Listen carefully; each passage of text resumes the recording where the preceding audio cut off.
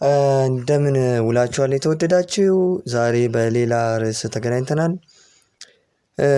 ትናንትና ዓለምን በጣም ያስገረመ የ16ቱ የዓለም ዋንጫ የ16ቱ ዙር ጨዋታ ላይ እንግዲህ አርጀንቲና ከኢጅፕት ያደረጉት አስደናቂ ጨዋታ ነበር። በዚህ ጨዋታ ብዙ ክስተቶችን ብዙ ስሜቶችን እና ብዙ ደግሞ ልብ ሰባሪ የሆኑ ነገሮችን ተመልክተናል። በጣም አስደናቂ ጨዋታ ነበረ። ለተመልካችም በጣም ውብና ማራኪ የሆነ ጨዋታ ነበረ። እና በጣም በቃ የትናንትና የሰው ልጅ ስሜትና ታሪክ በጣም አስገራሚ እንደነበረ የሚያሳይበት አንዱ ማሳያ ይመስለኛል። በጣም አስደናቂ የሆነ ጨዋታ ነበር። በጣም ብዙ በማይጠበቁ ነገሮች ድራማ ብለን የምንጠራው ብቻ አብሶሉት ድራማ የምንለው በጣም አስደናቂ የሆነ ጨዋታ ነበር የተደረገው ትናንትና እና ለ78 ደቂቃዎች ያህል በአታላንታ የሚገኘው የሜርሴዲስ ቤንዝ ስቴዲየም በዓለም አቀፍ እግር ኳስ ታሪክ ውስጥ ታይቶ የማይታወቅ አስደናቂ የተገላቢጦሽ ውጤት ሊያስተናግድ ተቃርቦ ነበር እና የግብፅ ብሔራዊ ቡድን የወቅቱን የዓለም ሻምፒዮን የተበታተነ ቡድን ያስመሰለበት እንከን የለሽ እና በስነ ስርዓት የተመራ አስደናቂ የተከላካይ መስመር ብቃት አሳይቶ ነበር እና በአርጀንቲና ተጫዋቾች ላይ የነበረው የስነ ልቦና ጫና እጅግ በጣም ከፍተኛ ነበር። በመጀመሪያው አጋማሽ ላይ ሊዮኔል ሜሲ የፍጹም ቅጣት ምት የግብፁ ግብ ጠባቂ ሙስጠፋ ሾቤር የሚባለው ማለት ነው ባዳነበት ወቅት በአልቤ ሴሌስቲ ወይም በአርጀንቲና ላይ የጭንቀት ደመና አንዣቦ ነበር ለአድማጮች እና በ67ኛው ደቂቃ ላይ ሙስጠፋ ዚኮ የግብፅን ሁለተኛ ጎል ሲያስቆጥር የአርጀንቲና ተጫዋቾች በሃይድሬሽን ብሬክ ወቅት አንገታቸውን ደፍተው ቆመው ተመልክተን ነበር። ትውልድ የሚዘክረው አስደንጋጭ ሽንፈት ከፊታቸው እንደተደቀነ የተረዱ የተሸነፉ ቡድኖች ይመስሉ ነበር በዛ ሰዓት። ነገር ግን ታላላቅ የጥሎ ማለፍ ውድድሮች ከታክቲክ ጥንካሬ ይልቅ በስነ ልቦና ጥንካሬ ላይ ወይም በሜንታሊቲ ጥንካሬ ላይ የተመሰረቱ ናቸው። ውድ አድማጮች የአርጀንቲና ማገገም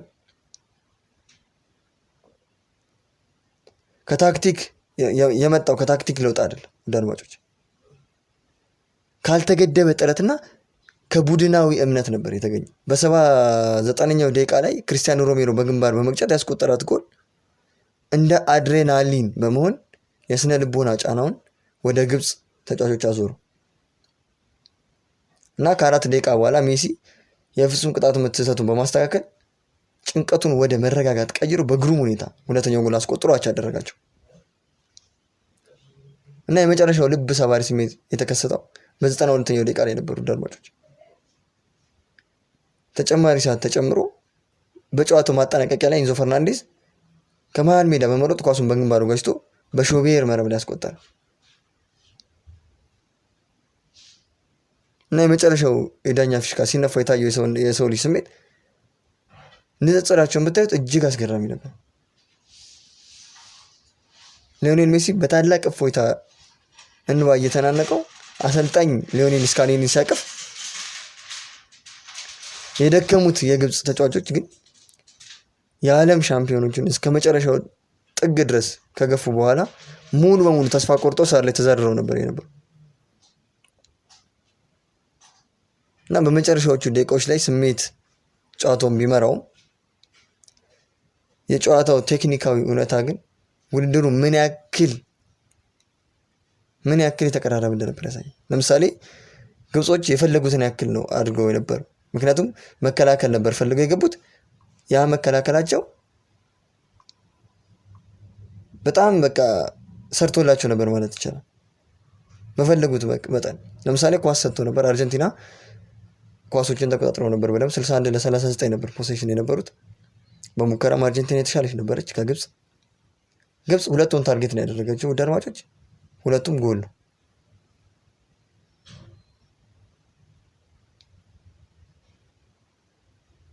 እና ምን ያክል ግብጾች ያሰቡትን ነገር እንዳሳኩት እዚህ ጨዋታ ላይ ማየት እንችላለን።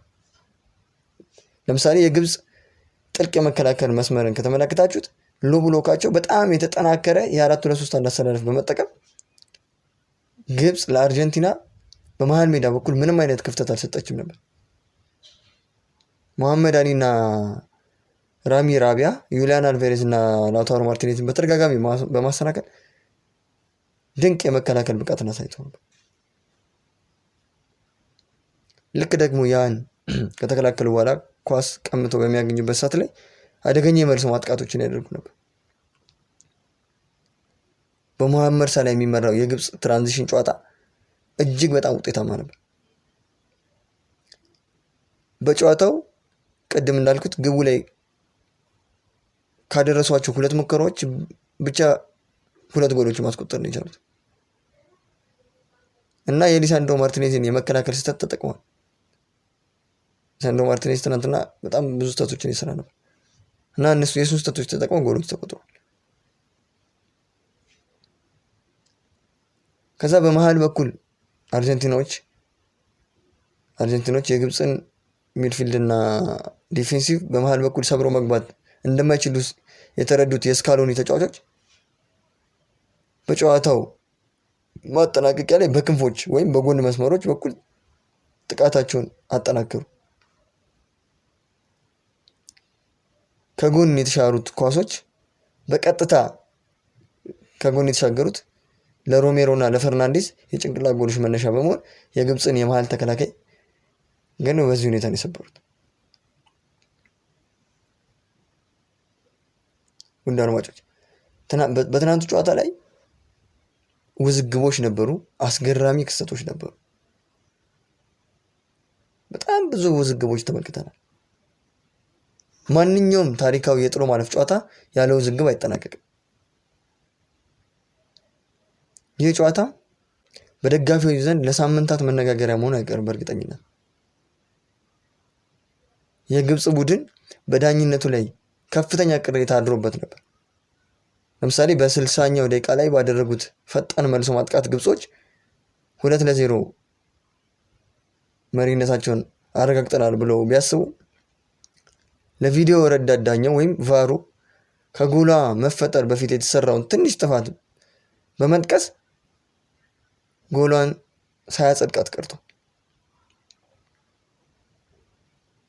ጨዋታው ሲያልቅ ጥቂት ደቂቃዎች ሲቀሩ እና ደግሞ ኤንዞ ፈርናንዴዝ የአሸናፊ ጎል ከማስቆጠሩ በፊት ግብጾች 2 የፍጹም ቅጣት ምቶች ጥያቄዎችን ቢያቀርቡ ዳኛው ጨዋታውን ቀጥታ አስቀጥሏል። ምንም ቫርም ላይም አልፈለጉም፣ ምንም አላሉ። ውጥረቱ በጣም ከሩ ስለነበር ማለት እና በእኔ እምነት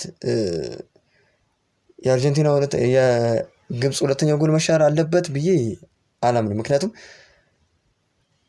ሊሳንድሮ ማርቲኔዝ ራሱም እየወደቀ ነበር የነበረው ወደ መሬት ቀጥታ። እሱም እየወደቀ በነበረበት ሳለ ሶፍት ንክኪን ነበር። ረቅጦታል ማለት ይችላል፣ ግን እንደዚህ አይነት ሲሻሩ አይቻለሁ፣ ግን ደግሞ ሳይሻሩም አይቻለሁ እንደዚህ አይነት ፋውሎች። ስለዚህ በእኔ እምነት መሻር አለበት ብዬ አላምንም። ሶፍት ንክኪ ነው። ለምሳሌ አርጀንቲና የማሸነፊያውን ጎል ሲያስቆጥሩ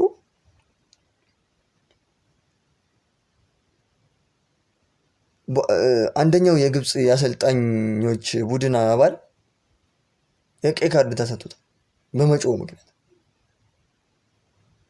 ለምሳሌ አሁን ያኛውን የሊሳንድሮ ማርቲኔዝን ኳስ ከእንትን ካሉት ምንድነው ከሻሩት፣ ይሄ መሐመድ ሳላህ ላይም በሶፍት ንክኪ ነው ፋውል አይደለም ያሉት። ሶፍት ንክኪ ስለሆነ የመሐመድ ሳላህ ቦክስ ውስጥ እሱ ኳስ መጥተው ነው ካውንተር አታክ ያስቆጠሩት እና እሱን ኳስም ጎሉ መሻር ነበረባቸው ወይም ፔናልቲ መስጠት ነበረባቸው በእንደዛኛው አይነት ሂሳብ ከታሰበ ማለት በሊሳንድሮ ሂሳብ። ሁለቱም በጣም ሶፍት የሆነ ንክኪ ነበር እና የጨዋታ በአርጀንቲና እግር ኳስ ላይ ትልቅ ታሪካዊ ጥላ ያጠላበት ነበር። በ2026 የዓለም ዋንጫ ጥሎ ማለፍ ደረጃ ላይ የአርጀንቲና የወርቅ ትውልድ የመጨረሻ ውድድሩን እያደረገ እንደሆነ ይታወቃል። ስለዚህ ይህ ስሜት በተለይ ለሊዮኔል ሜሲ እና ላይ በጣም ከባድ ጫና ፈጥሮ ስለነበር ምክንያቱም ያው በግብፅ መሪነት ጨዋታው ሊጠናቀቅ ሲቃረብ የታላቁ ተጫዋች የመጨረሻው የዓለም ዋንጫ በለቅሶና ባልተጠበቀ ሽንፈት ሊደመደም ጥቂት ደቂቃዎች ብቻ ቀርተው ነበር። ነገር ግን ጨዋታውን የቀየረው የአሰልጣኝ የሊዮኔል ስካሎኒ የተጫዋች ቅያሪና የስነ ልቦናዊ ዝግጁነት ነበር። በሁለተኛው አጋማሽ ወደ ሜዳ የገቡት ወጣት ተጫዋቾች በቡድን ውስጥ አዲስ ጉልበት ፈጥረዋል። ሜሲና ዲማሪያ በድካምና በጭንቀት በተዋጡበት ወቅት ሁል ጊዜም እንደዚህ ነው የሚያደርጉት።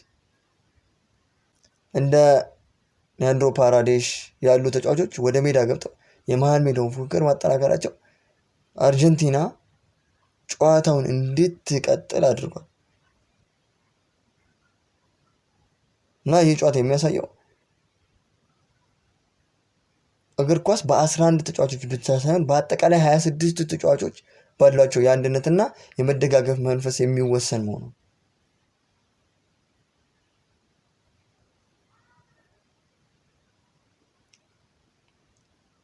እና ይህ ጨዋታ ለአርጀንቲና ዝም ብሎ ማለፍ ብቻ አይደለም፣ ቡድኑን ከሞት መንጋጋ ያወጣ ትልቅ የማንቂያ ደውል ይሆናል ብዬ ነው።